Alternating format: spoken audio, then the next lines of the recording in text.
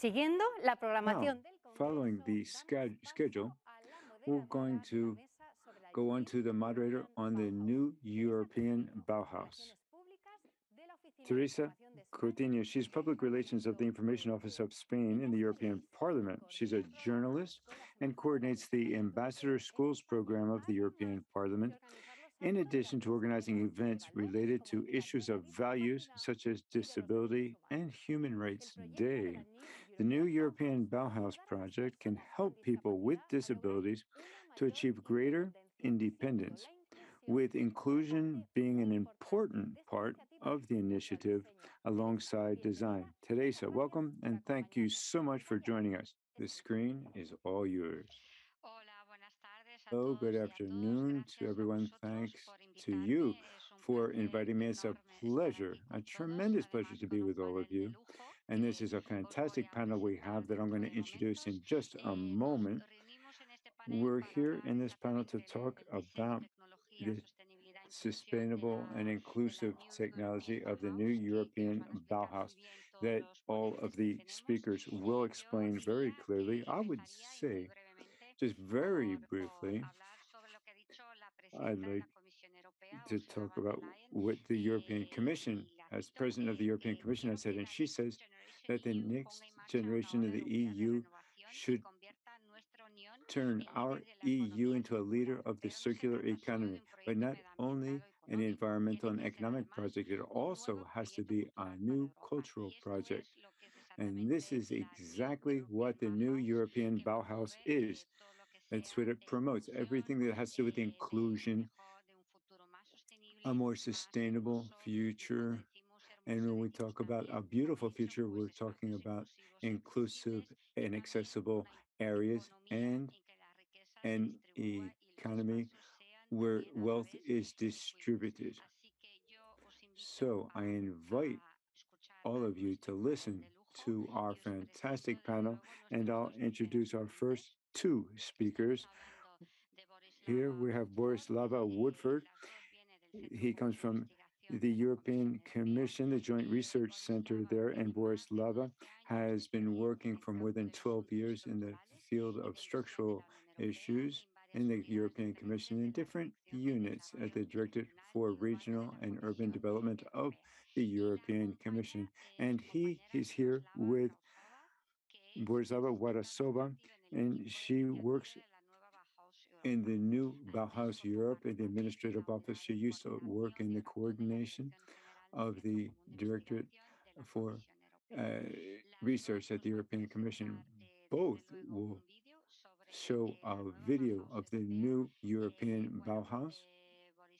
And Borislava, you have the floor.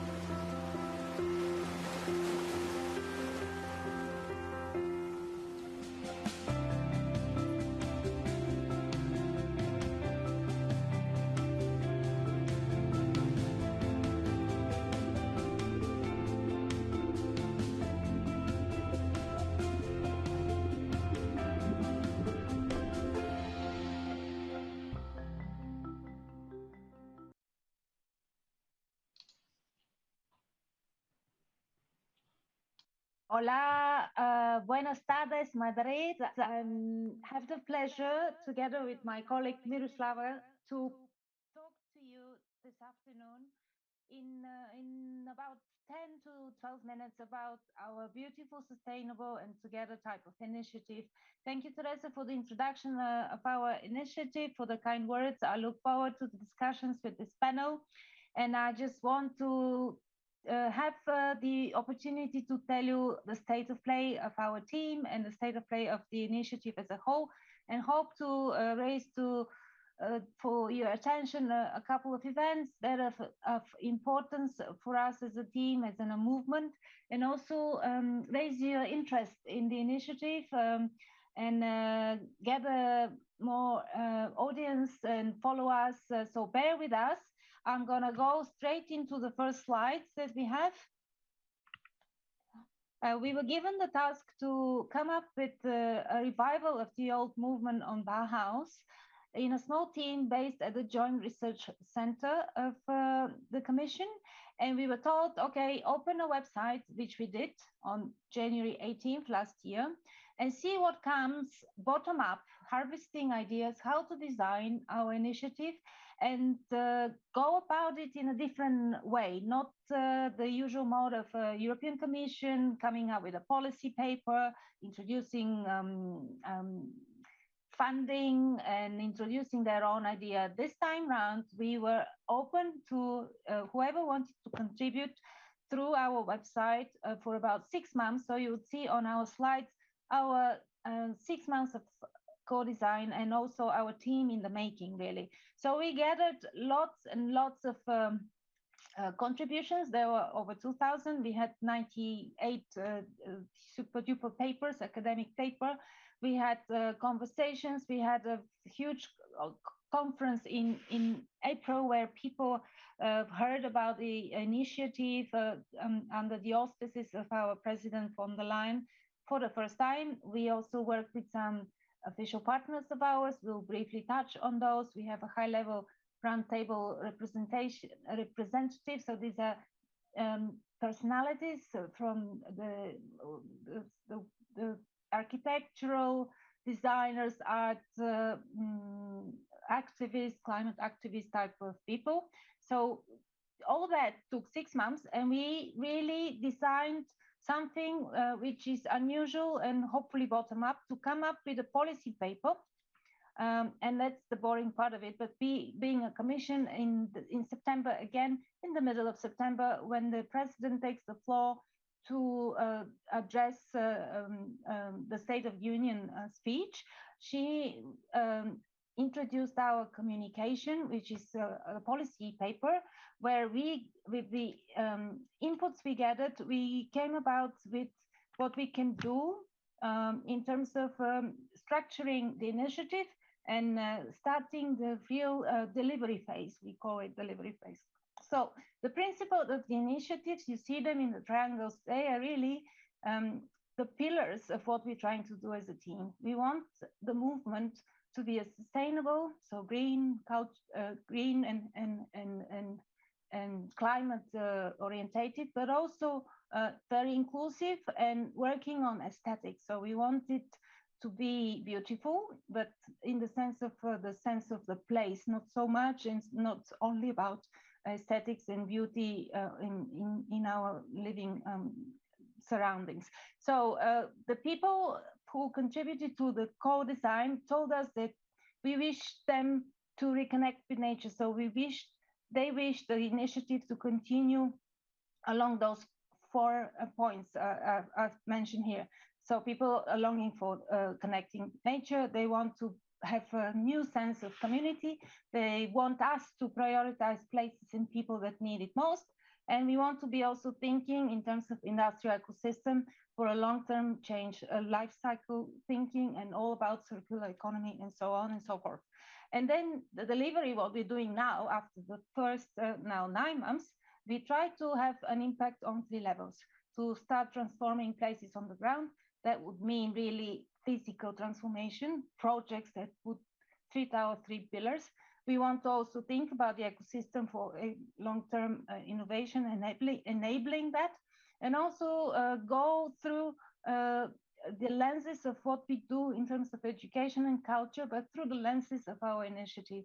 So for doing that, we need to have a cross-policy and cross-program setup. We're trying to mobilize all the funding and all the calls that can fit in the framework of our initiative. And we also call, anytime that we talk at events, we call on member states to pool their own resources, be it in shared management or otherwise, to help us achieve an impact in those transforming places, transforming the ecosystem, and diffusing of new meanings. And what we actually planned is to have a lab, we call it the European Bauhaus Lab. It's not a physical space, it's us the wider community that is composed of our official partners, of those high-level roundtable representatives, where we meet and experiment, learn, and hopefully deliver outputs. So right now we're thinking of how to drive the agenda. It can be commission-led, but also community-led. So the first deliverables, what we foresee as a team is to work on a label, so labeling strategy. What does a European Bauhaus project look like? Could we label it as such, and on what grounds? We're also thinking of alternative funding, innovative ways of producing pipelines of crowdfunding or mobilizing private funding, thinking of philanthropy and other types of incentivized investors practices like low rents, etc. And also to do that, in the meantime, we are looking into community-led agendas. So we ask our partners in community to come up with ideas that would gather a critical mass behind it. And we can even propose themes or events around whatever comes through our policy lab. In the meantime, that's the date for you to remember, June 2022, where we will have a week of a festival, an European Bauhaus Festival, which will have a forum, fair, and fest. And we would like, this will be in Brussels, obviously, but we would like our partners to organize satellite events.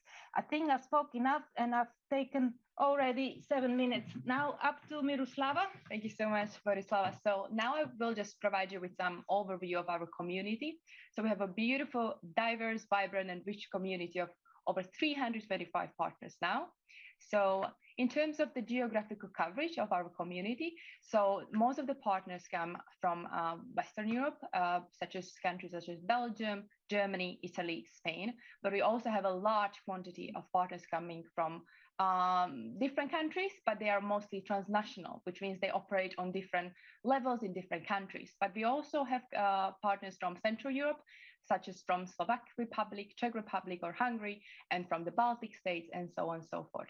So we are still trying to promote the European Bauhaus initiative and select also partners basically for a better distribution, geographical distribution. So please, those who are listening to us, join us. This is a very important initiative. We need you together to complete the actions which we envision and which our basically people voted for to lead this initiative forward. So these are all partners from Spain.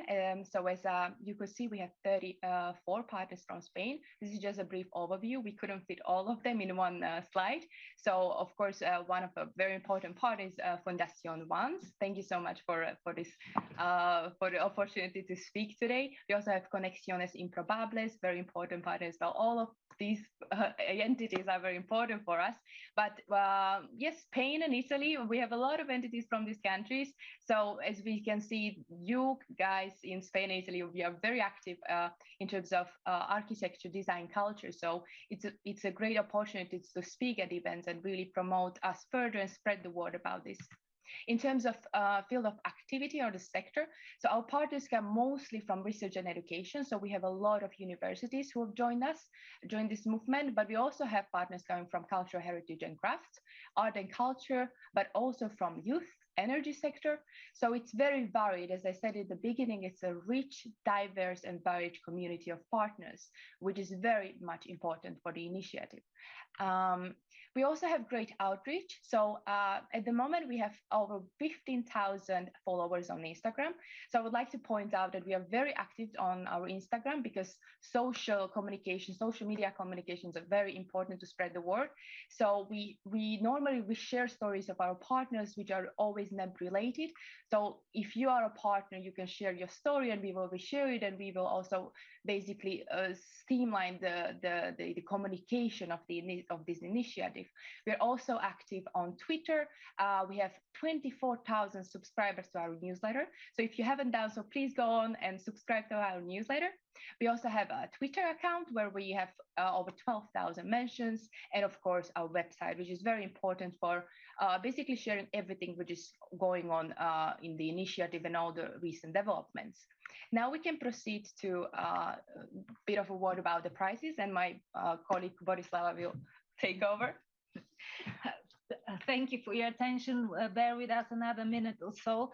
We managed in year one, so in 2021, the first edition of our prizes, we had 10 categories, 2 strands. We had existing projects, which were called European Bauhaus Awards, but we also had the Rising Stars. These are projects, ideas, and concepts coming from very young people who needed to be under 30 at the deadline, close of the deadline in May of this year.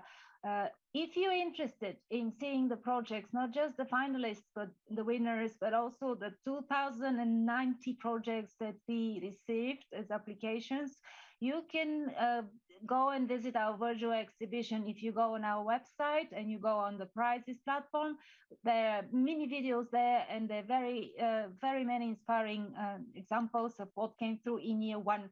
Watch out for next edition. We will follow up on the first prize edition and hope to open the new prizes for European Bauhaus 2022 projects already in January. And that's all from us. I hope that we didn't take too much time, and we're here for your questions later on. Thank you. Thank you both. Gracias a las dos. Es muy interesante. Nos ha dado una radiografía súper exacta de a very clear overview of where we are right now in the new Bauhaus, European Bauhaus project. And I think that all of us who are participating, we've learned a lot about where we are and the need to go further in this project and to have many more partners and people participating in Bauhaus. So thanks very much to the both of you. Now, before I introduce the next speaker, if you have any questions, you can do that in the YouTube chat, and I'll put those, I'll ask the questions to the different speakers that we have. So let's move on now to Jordi Montaña. He's the president of Art and Design, and he's an emeritus professor. He has a very long CV, a lot of experience. He's executive vice president of the University of Networks, and he, in his CV, his profile is a mixture of entrepreneur, manager, and consultant for public and private areas. He's a communicator, he's a teacher, he's worked many years also in design. So he has a lot to teach us all. So Jordi, thanks so much for participating, and you have the floor. Thanks very much. Thanks very much for the opportunity to say just a few words here about. It's just been years. That's why I have a long curriculum, because I've CV, because I've just been at this for many years. So thanks very much. I've been asked to talk about design.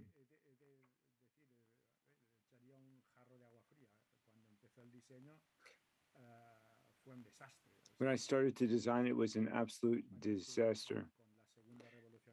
It was the second industrial revolution, the 50s and 60s of last century. And it really was a disaster. And since then, most of the products and the objects were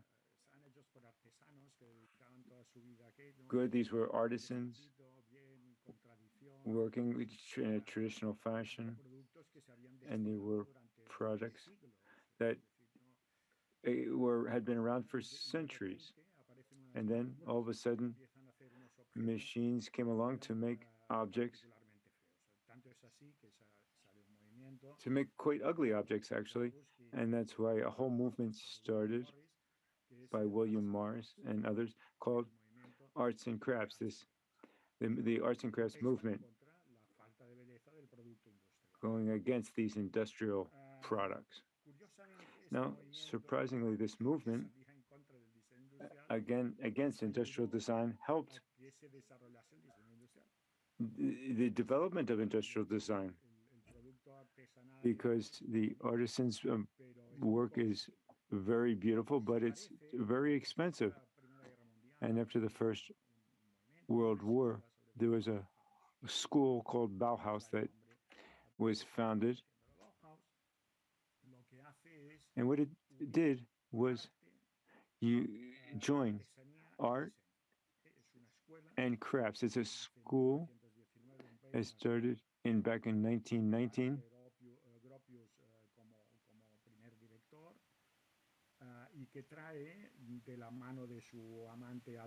And the founder and his partner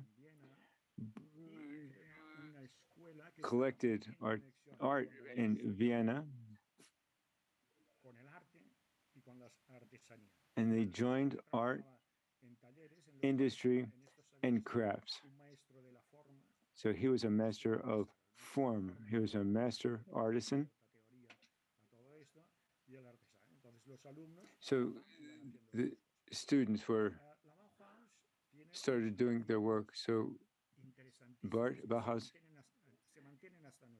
did some very interesting work that's still around today. They were seeking simplicity and also reasonable prices that people could afford. First, the form.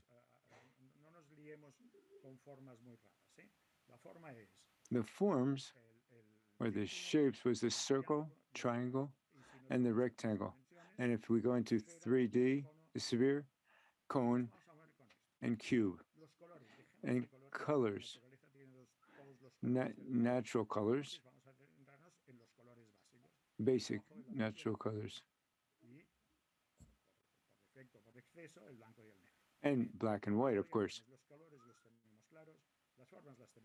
So colors and shapes were clear, and then they added something else. One, they said we're going to be honest with materials. Paper, steel, leather. We're not going to invent new materials. Other principles. Less is more. Nothing superfluous. So they tried to make simple things, simple shapes, so less is more.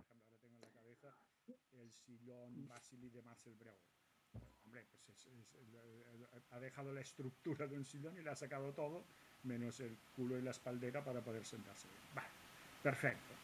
Y añade. And then they also added something else. Que es, vamos a hacer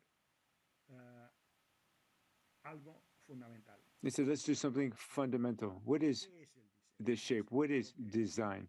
Design is what unites the shape and the function. So shape or form follows function. There was the 3 F's in Bauhaus.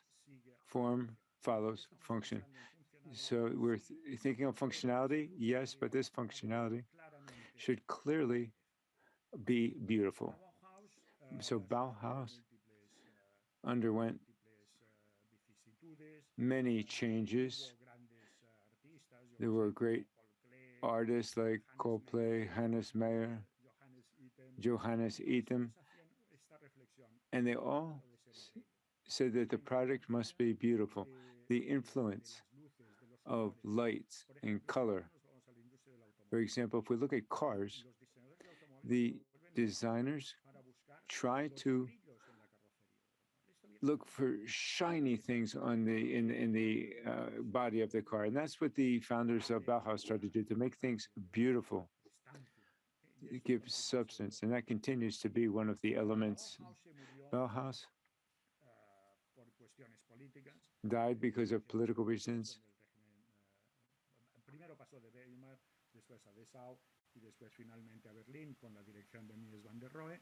Pero en 1933 el régimen nazi. The Nazi regime put an end to this whole progressive movement. So many of these people went to the United States, and so in the U.S., a specific movement was born, was this the styling. Now, Raymond Levy was the spokesperson of styling. He was of French origin, and his saying was, beauty sells.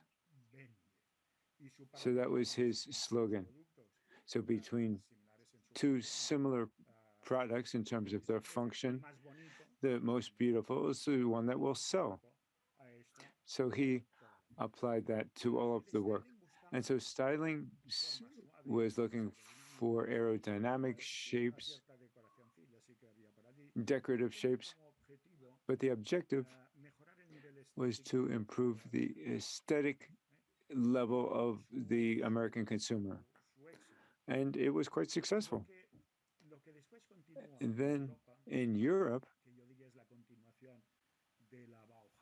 the continuation of Bauhaus, or the new Bauhaus in Europe, in 1955, the new school in Ulm arose.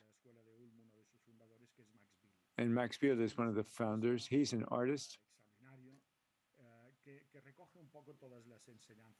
that took all of the teachings of Bauhaus, this interaction with companies, and he starts to work with companies like Brown.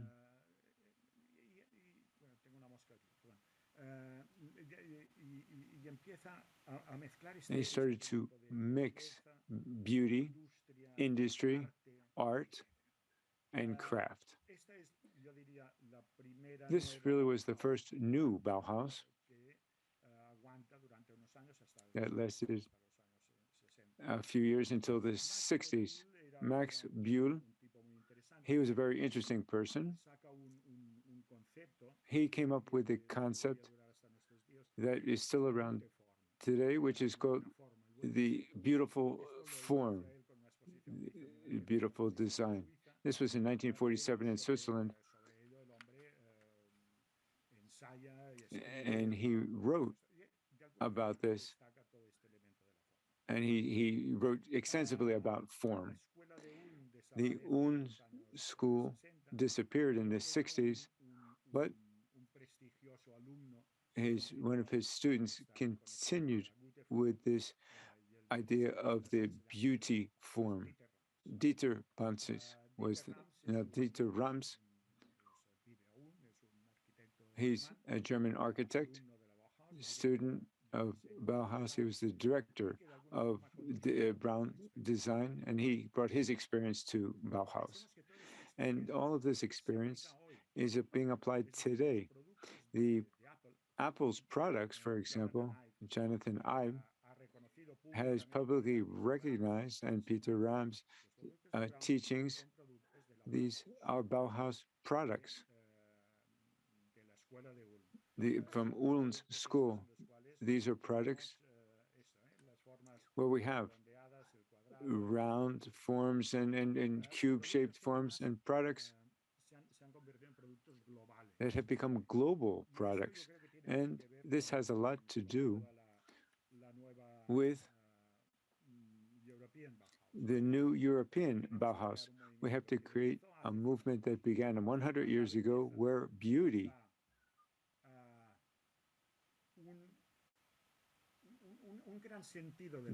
give us this real sense of life. Without beauty, life really is a pigsty. Because everything that we have around us is designed. Everything is designed. So if it's well designed or poorly designed, that depends on us. The beauty form is extremely important, therefore. I have my watch here, and I've consumed my 10 minutes. I could be talking about this for hours and hours, but thanks very much. I'm going to have to stop there. And if you have any questions, and if I can explain the 10 principles of the design, Peter Ram's design, I'd be happy to do that. Thanks. Thanks very much, Jordi, especially for this history of design, which was so interesting, and the perspective of how this whole concept came about and how it came to our day. So without that history, maybe we wouldn't have reached where we are now in this level of design. So thanks very much for that history lesson. And once again, to the participants, if you have any questions, please write them in the chat. Tell us who the question is for, and I'll take responsibility for reading out the question and sending it to a particular person. Now we're going to go on to the next speaker, Roberto Gómez de la Iglesia. He's the director of C2 plus IA, Improbable Connections. And this is the new European Bauhaus and Innovation in Spain. He's an economist, he's a manager and a cultural mediator also. He works in creative economy and diversity. That's at the basis of his methodology. Also collaboration. He teaches different master's degrees at different universities, not only in Spain, but also in Argentina and Peru. And his talk, he's going to talk about diversity in improbable connections. So Roberto, thanks very much for being here, and you have the floor. Thanks, Teresa. Thanks to all of you as well out there listening to this. It's a pleasure to be here and share just a few reflections with you. I have to recognize that in the title here, I was asked to talk about sustainability and not the three aspects that Borislava and Miroslava talked about: the sustainable, inclusive, and beautiful, the Bauhaus tenets. But I'm going to share my screen now so you can see my presentation. That'll make it easier. So the real title of my talk is called Cross-Fertilization and Creativity in the New European Bauhaus. I could have said cross-fertilization and culture. And creativity and culture are different things, but let's try to use these terms in a kind of similar fashion here. Now, why? Because really,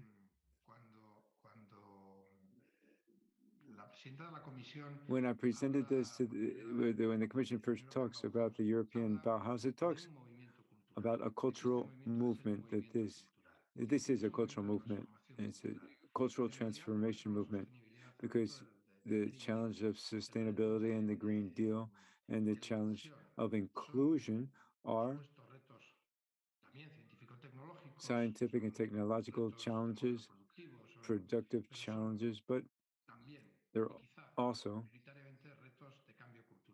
cultural change challenges. And this brings me to an idea. Before I get into the next slide, the main idea that I'm considering culture as the fourth pillar of sustainable development, creativity and culture that we've been asking for some time now. In other words, sustainability. We always talk about sustainability in terms of the environment, economic sustainability, and social sustainability, but it can't work without the fourth pillar of culture. So we need to talk about cultural sustainability. So this is this relationship between culture and sustainability. It goes over and above the role of aesthetic beauty. It goes over and above that dimension of beauty that we gave to the new Europe that we want to build in terms of the European Bauhaus.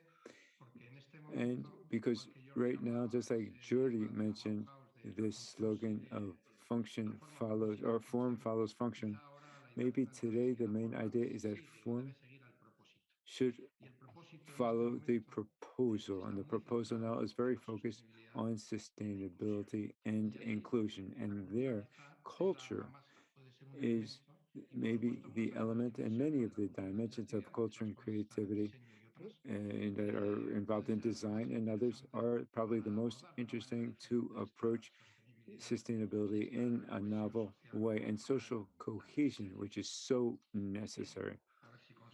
Let's see if I can go on to the next slide. So very quickly, we are working in what a lot of people consider these ambiguity spaces to shared spaces here or intersecting spaces.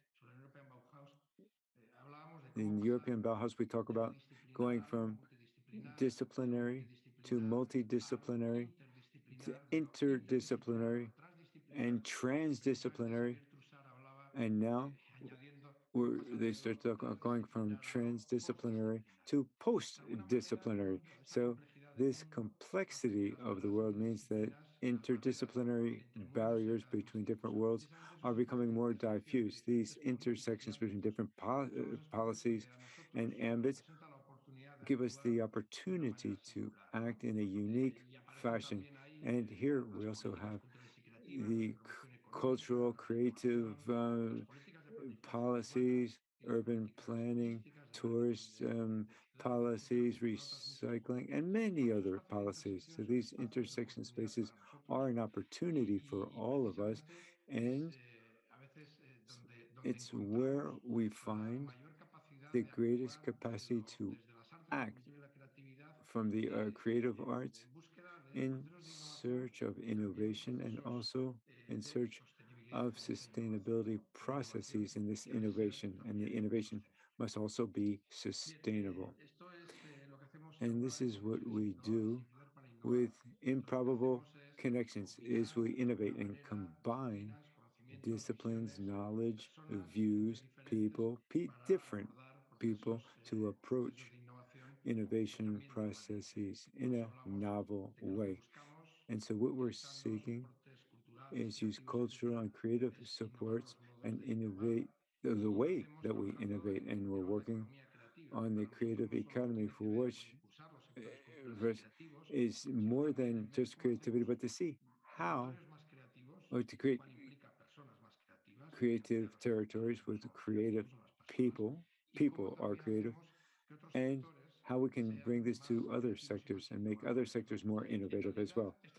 This is something that design has always done, as Jordi said. It's linked to production historically, but how can we go from what is from probable connections to improbable connections?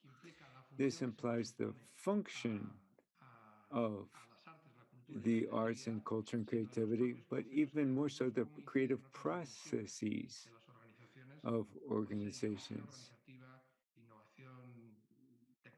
Technological innovation, strategic innovation, for example, that's something that the evolution of design that Jordi knows very well is part of design thinking, this whole evolution of design and so forth. So really, we're trying to work with 6 values, which for us are very important. First is diversity. We're in the Ante Foundation, so I wanted to throw out this idea, this main idea. When we talk about diversity, we're talking about diversity amongst diverse people, because we all like diversity be amongst similar things, but when we work with people that is very diverse, it creates a certain tension. Now, for us who work in innovation, open and collaborative innovation, any innovation process requires diversity, and you have to make open innovation even more open. That's one of our principles, is openness, the importance of being open to be more open to new points of view, new situations, new ways of thinking, etc. And the third is collaboration. That means communication. And the fourth is creativity.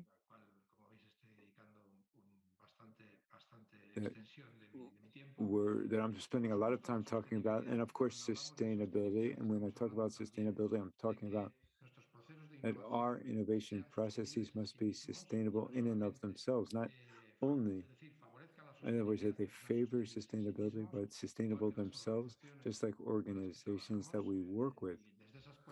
of those 4 dimensions that I talked of at the beginning: sustainability, environmental, economic, and social and cultural sustainability. And lastly, context, the importance of rootedness in innovation. This is coming closer to this idea, this spatial idea that I put, that the European Bauhaus places. This spatial emphasis is interesting, but it's limiting. We have to go past the architectural and urban planning and territorial dimension.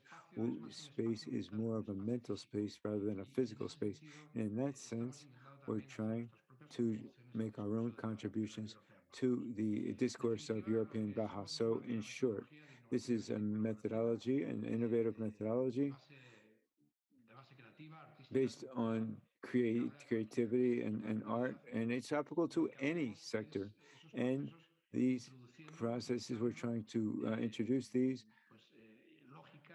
introduce logic, experiences, methodologies, ways of thinking, the art, culture, creativity, not to do what is foreseeable.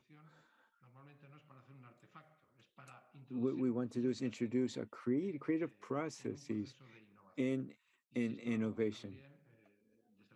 And from arts, the applied arts, the creative arts have been evolving a lot. The whole world of design and architecture are evolving, and creativity as well. Now, why? Because innovation is applied creativity that creates value. Right now, we have the challenge of European Bauhaus in terms of sustainability and inclusion and beauty, understanding. I think we have clear that beauty is much more this than the aesthetic dimension has a more ethical sense. It needs creativity, and we need imagination. And, but without imagination, it's not possible to create. But innovation requires applied creativity. It's not enough just to be creative to do innovative things. Right now in European Bauhaus, we think that there's a big innovative challenge, not only in the way of building, in the way of distributing space, and in ways of conceiving the territory. It's a huge challenge in the way that we participate in governance, in the way that we look at educational models when we talk about sustainability, etc. So we think that the challenge is huge. So in that sense, we think that at the Ante Foundation, we were it was one of the first 13 partners in European Bauhaus. This was fantastic. It was very exciting for our organizations. And the Ante Foundation, a huge organization, and we're a very small organization. And so this is something, one of the beautiful things that the European Bauhaus has. There are big and small organizations, central and peripheral organizations that work in different areas. And this is one of the real fantastic things that is leading this process, this collective and interesting model. I just would like to, when we talk about these kinds of things, I'd like to look at or launch a video to look at the 7 ideas that we could develop. Let's go to the video.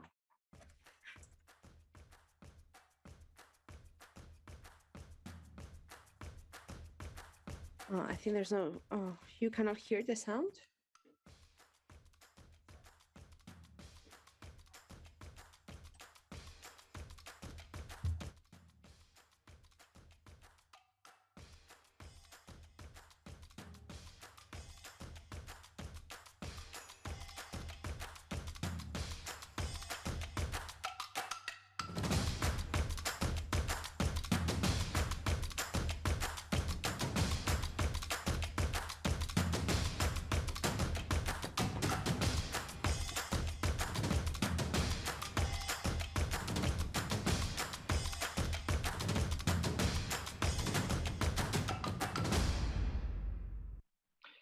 Muy bien.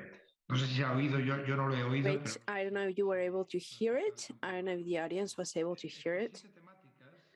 The 7 themes of a future for everywhere, territorial cohesion, digitalization, governance and citizenship, smart industry and services, education, bioeconomy, food and health, among others. There is none one specific for urban planning or architecture. We focus in one question. What would Gropius do a century later? What would he be? We have to think about what he established a century ago as an architect, as someone linked to design and his environment. Would he be a maker? Would he be a researcher in neuroscience, for instance? Would he do research on nanotechnology? What would he be? What would he do today? So what we try to do is contribute by involving another 7 leading organizations in Europe and up to almost 70 organizations, 7 leaders in Europe. We wanted to support this somehow. We want to answer the question on how to not how to transform literally Bauhaus into today, but thinking about the big challenges today. What are the methods, the technologies, using creativity, not only design and architecture that seem to be the only 2 aspects. We need many more different sectors to build sustainability in Europe. This idea about breaking down barriers among different disciplines is what we need to do in order to attain this Europe that is beautiful, sustainable, and inclusive. And when we say beautiful, we are not only thinking about the arts or the creative world. We should not assume what they can do for this better Europe. We need to give them room for them to surprise us. And that's it. Thank you. Thank you, Roberto, for your perspective from the cultural world and the need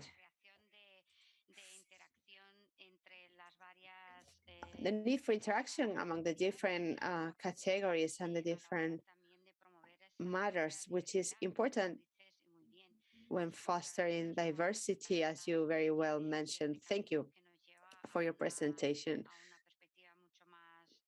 for allowing us to have this much more comprehensive perspective about how we can go into the new Bauhaus in our day-to-day. Thank you again. And now we will have our last speaker, Mercè.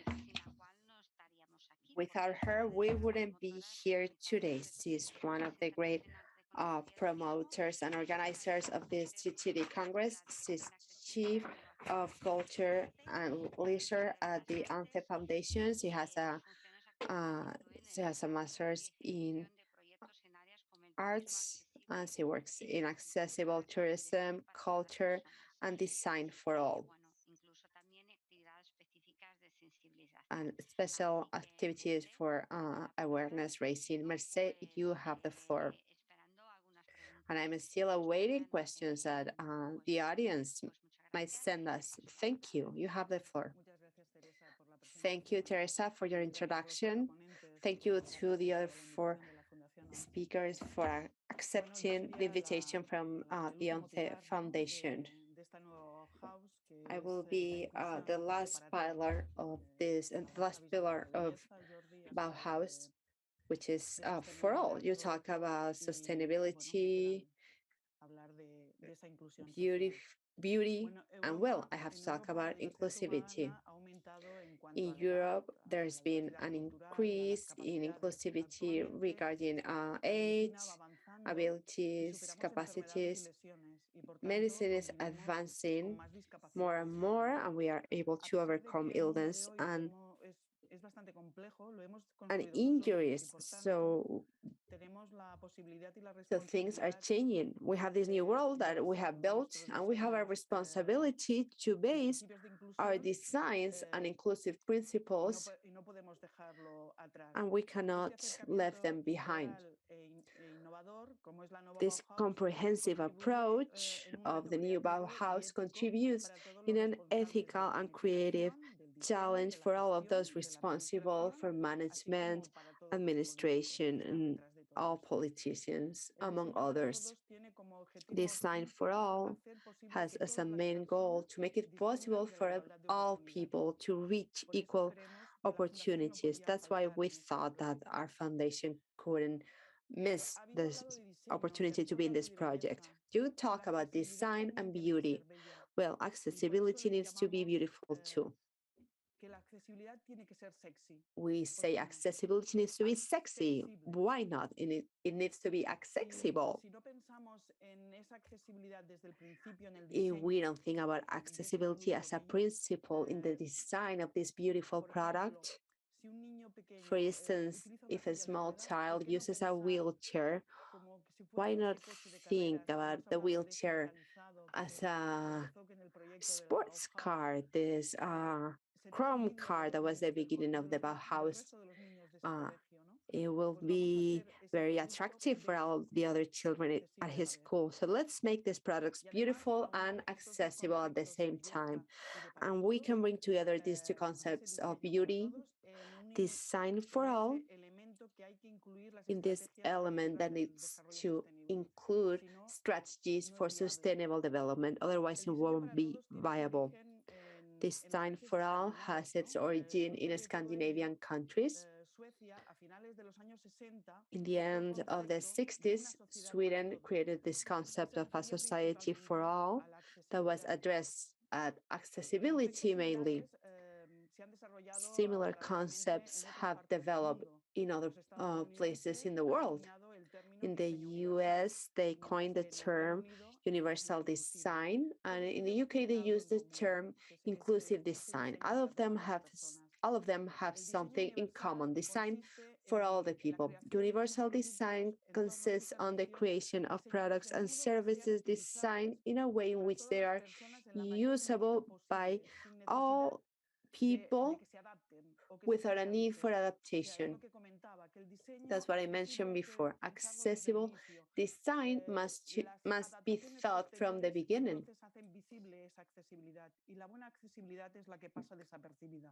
The best accessibility is that cannot be seen.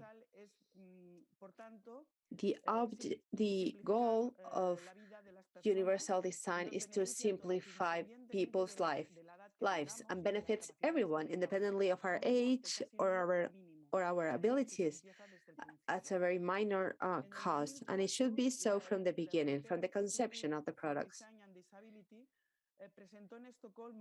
In Stockholm, the following statement was declared: the success or failure of the interaction of the individual and its environment depends on the individual and the environment.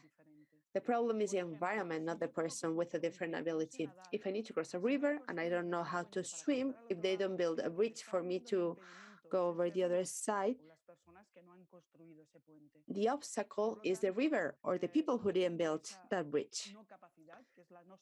I have that inability, which is not knowing how to swim, but it's the environment that is limiting what I can do. So to guarantee that this interaction is done successfully, we need for the design of any product and service to allow for the interaction of the maximum number of people with different abilities.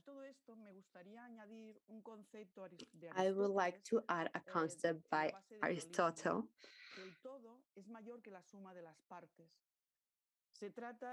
The whole is bigger than the addition of the parts. That is to analyze systems as a whole product, a global object, which will establish the behavior of the different parts. So all of these partners and members that belong to this new Bauhaus need to be together to think about this whole concept and then understand what each one of us needs to do. If not, it will be impossible to move forward and reach this environment, product, and service that should reach the maximum number of people. As such, the architecture can be part of this holistic system that tries to provide a response to the different needs of human beings from different perspectives. Nowadays, we need to deal with individuals as a whole to provide them holistic cares related to physiology, nutrition, exercise, social relationships, and their environments. That's why nowadays, from an architectural perspective, we tend to subscribe this holistic engagement with health, seeking a better visual quality.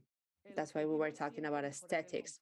The goal is to improve the comfort level of the users, always.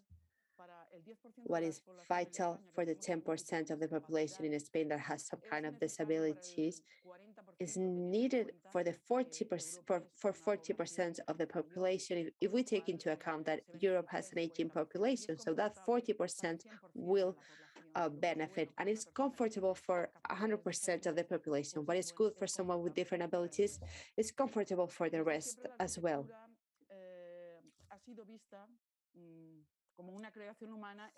Architecture has always been seen as a world that combines utility and beauty.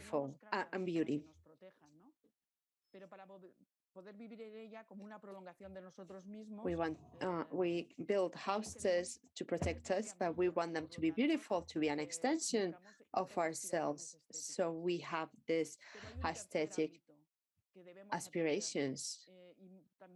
But there's a third ambit that we need to take into account.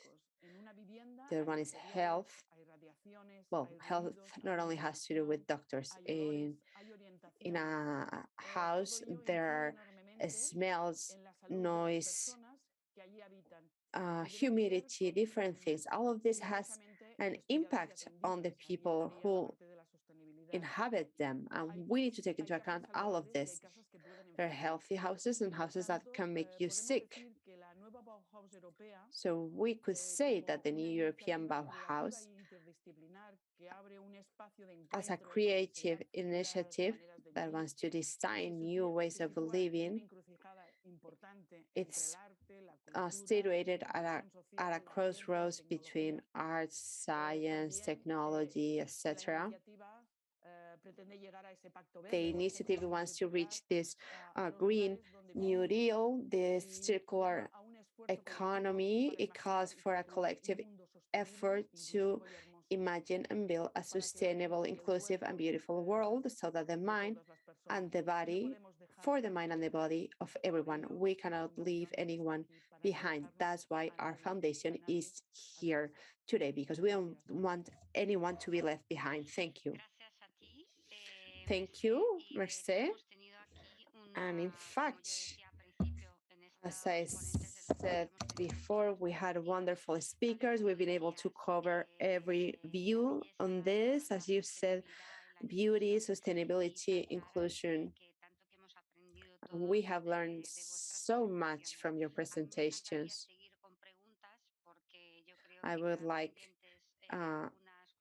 to answer the questions because I think many things are pending and I think the audience will be very interested to hear them, but unfortunately we are out of time, so I won't be able to provide the questions. They won't allow me, but I hope that in a following Congress that can be in person, that we will be able to discuss about all of this and be able to establish the current situation of the new European Bauhaus. Thank you, all of you, for your presentations. They were very interesting. They provided a full perspective of the new European Bauhaus. Thank you, everyone, again. Thank you to the audience. And we will be back soon and hopefully in person. Thank you, Teresa. Thank you to all the other speakers. I think it's crystal clear that any intervention in the field of design can benefit people with disabilities to achieve more independence, being design, sustainability, and inclusion all key aspects.